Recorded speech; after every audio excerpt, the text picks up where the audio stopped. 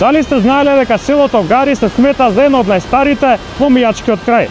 Се претпоставува дека е формирано некаде околу 15-тиот век и некогаш имало 500 постојани жители.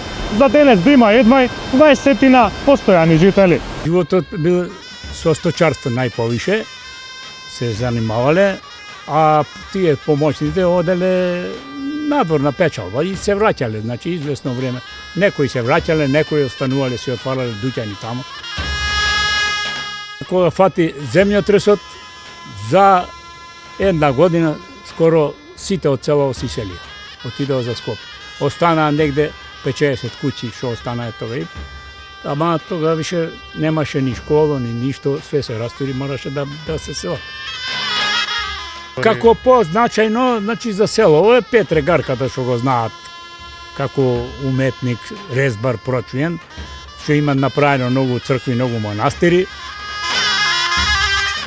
Црквата Успение на Пресвета Богородица во село Гари е уникатна по тоа што се верува дека била градена околу 3 века, а конечно е осветена во 1866 година.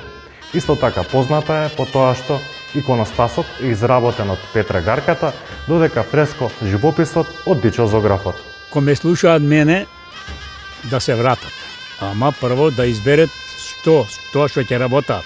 Труд да се вложит, за да може да му се врати.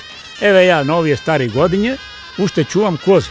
Молзам, правам сирење, да се одржавам, иначе да седиш на ова убавина овде сега вака, во живот, не може да обстанеш.